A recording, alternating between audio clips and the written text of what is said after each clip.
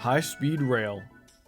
America has the Acela, Japan has the Shinkansen, Europe has the TGV, and as nice as Canada is with their free healthcare and Michael Bublé, Ooh, blackberry buble, my favorite. You mean bubbly. we kind of suck at railroading. Like, we don't got any real high-speed trains here. The fastest is probably like CN's priority intermodal trains. We've tried high-speed rail in the past, and one of the earlier attempts is today's yapology topic, the United Aircraft TurboTrain.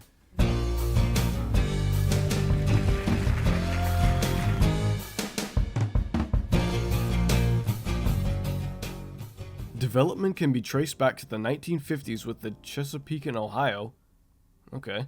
The C&O had been tinkering with turbine-powered engines for a few years at that point, most notably with a ludicrous Baldwin M1 steam turbine locomotive that was apparently meant for a cancelled streamlined train called the Chessie. They had some other unused design studies of articulated train cars and whatnot throughout the 50s that caught the attention of the US Department of Transportation for a high-speed rail upgrading program in the mid-60s. Now, my videos are mainly about trains, but we gotta take to the sky for a second. The United Aircraft Corporation was an American aircraft manufacturer from the 1920s, technically. The original company, United Aircraft and Transportation Co., was founded when Boeing and Pratt & Whitney teamed up to create a company that built airplanes and their engines and operated a passenger and cargo airline. After the 1934 airmail scandal, the UAT was forced to split into 3 companies across the US. Out west in Seattle, you've got present-day airplane manufacturing and whistleblower erasing Boeing. In the Midwest, you have United Airlines based out of Chirac. And on the East Coast, you got United Aircraft Corporation, which was actually renamed to United Technologies in 1975, and in 2021 merged with Raytheon to create the RTX Corporation. Now I know what you're thinking. Did they make the RTX 3090 graphics card?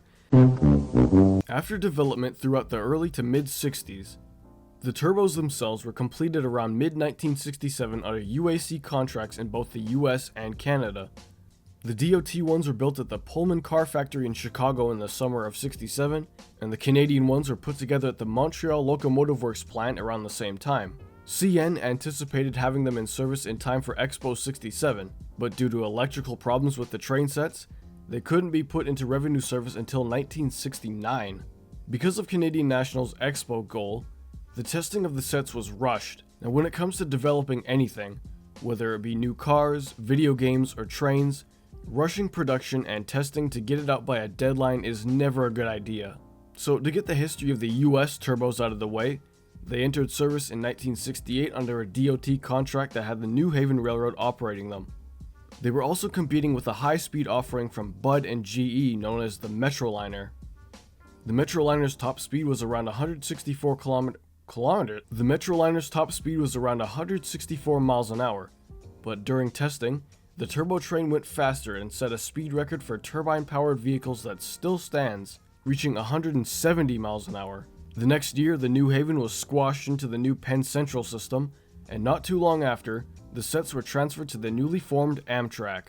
A pretty major difference between the Amtrak and CN/VIA ones was the fact that Amtraks were fitted with third rail shoes for use in and out of Grand Central and Manhattan. Amtrak operated them until 1976 when they were pulled out of service for being maintenance nightmares according to an Amtrak spokesman at the time.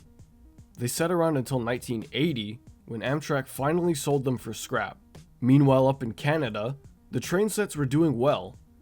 Well, on paper, that is. They were equipped with tilting technology that made the train lean into curves, keeping its speed up, instead of having to slow down like most other trains.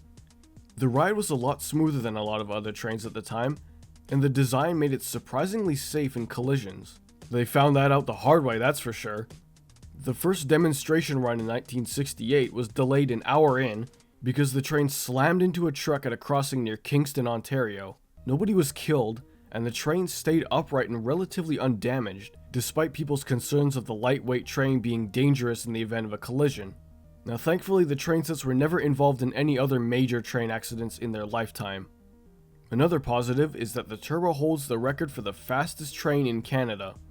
On April 22, 1976, it reached 140 miles an hour near Gananoque, Ontario. Seeing as these were the fastest trains in Canada, They reduced travel time between downtown Toronto and Montreal to 3 hours, which was and is 2 hours faster than driving, and of course a lot more environmentally friendly than flying between the two cities. The sets, according to CN, had a 97% availability rate too. All seemed well with the train set CN claimed to be the future of transportation. In reality, it wasn't, at all. Okay, maybe titling this segment The Downfall of Diddy wasn't the smartest idea. Anyways, like most things in life, they could sound good on paper, but in real life can be a nightmare. The turbos were no exception. As far back as January 1969, when they entered revenue service for CN, they seemed to not handle Canada's climates very well. The brake systems reportedly froze a few times during the winter months, which led the trains to be taken out of service for a whole year and some change, coming back in May of 1970. UAC was actually kind of mad at CN for taking them out of service for what they thought were minor issues, but when it comes to safety, all the small things are crucial. In 1971, after more technical problems with the suspension system, CN took them out of service again. This time, they came up with a plan to rebuild the sets from 5 sets of 7-car trains to 3 9-car sets. The remaining cars were assembled into a train and sold to Amtrak as their 3rd set. One leftover power car from a written-off set that sideswiped a freight train in 1973 was added onto another one of CN's sets when its power car caught fire in 1975. Yeah, that was a pretty big problem. One that CN didn't have to deal with starting in 1978 when Via Rail fully took over passenger services in Canada on both Canadian National and CP Rail. One of the sets had a turbine engine, a UAC PT6, that leaked oil.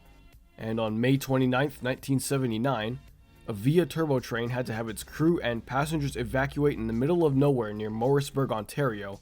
The power car and 2 coaches were totaled. Since 1970, it was problem after problem with these sets.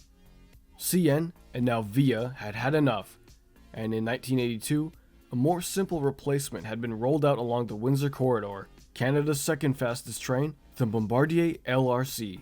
To go a little deeper into the claims of maintenance nightmares, if one car had an issue, the entire set went down for maintenance, as they'd have to take apart the whole thing to get at the one spot. The trains were honestly ahead of their time, in all the wrong ways. Most importantly, the train never really lived up to its potential of being a real high-speed train, as track conditions at the time on the Windsor and Northeast corridors were, and in some cases are still, pretty bad. CN sets could get up to just about 150 miles an hour comfortably, but only got up to 90 to 100 in revenue service.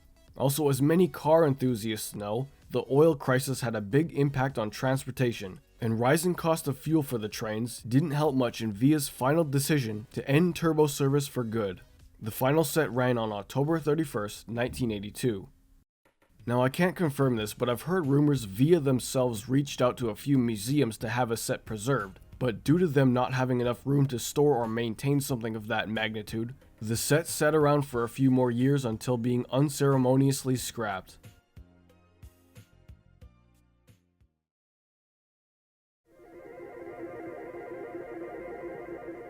Despite the problems of the turbo, it was a nice change of pace in Canadian rail, a glimpse into what could be with high-speed trains. Not to mention it also paved the way for today's brand new Via fleet, bringing faster train service to parts of Canada.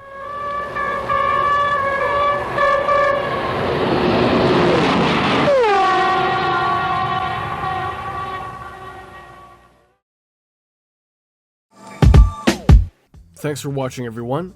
Hope you enjoyed. Shout out to the current channel members: AMRR, Hook Barst, sorry if I butchered that, Master Charles, Michigan Central Rail Fan, the Manitoba Rail Fan, and Transit Fan 2022. Be sure to like, comment, and subscribe for more mediocre train videos coming your way when the sun and the earth crash into each other in about 5 million hours. This is the Winnipeg Rail Fan saying, if you're the CEO of a multi-billion-dollar Class 1 railroad, maybe don't have an affair with the chief legal officer? Especially if you're married? I don't know, man. Game is game, I guess.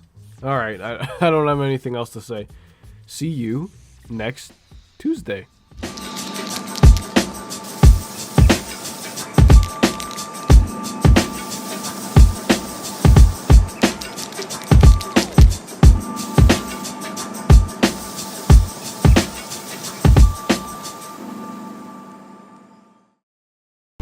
What's the smell?